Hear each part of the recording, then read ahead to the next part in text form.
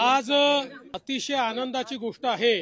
प्रधानमंत्री आवास योजनेच्या अंतर्गत यावर्षी आपल्याला केंद्र सरकारने 6.5 लाख घरं मंजूर केली होती। ते टार्गेट वाढवण्यात आलेलं आहे। अतिरिक्त 13 लाख घरं आपल्याला देण्यात आलेली आहेत।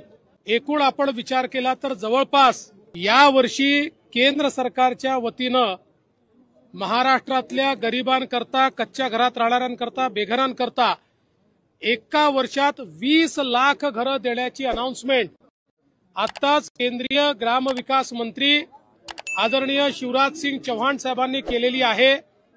महाराष्ट्राला मोदी सरकारने दिलेली ही अत्यंत मोठी भेट आहे आणि देशाच्या इतिहासामध्ये कुठल्याच राज्याला आजपर्यंत एका दिवसात किंवा एका दिवसात इतकी घरं मिळालेली नाहीत। ती 20 लाख घरं आपल्याला मिळालेली आहेत।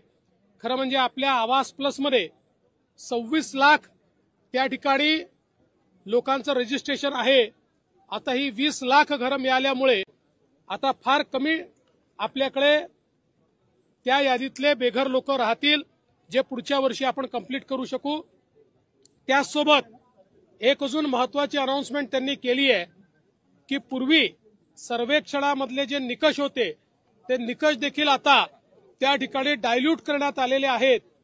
ज्यांची नावं सुटली होती आणि जे खरे बेघर आहेत, मग ते शेतकरी असो, महिला असो, अशा सगळ्यांना नव्या सर्वेक्षणामध्ये त्या ठिकाणी इन्क्लूड करण्यात येणार आहे। ती जी यादी बनेल त्या यादीतल्या लोकांनाही येत्या 5 वर्षामध्ये घरं द्यायची हा निर्णय माननीय मोदीजींनी केलेला आहे आणि तोच संकल्प आज शिवराज सिंग चौहान साहेबांनी या ठिकाणी सांगितला।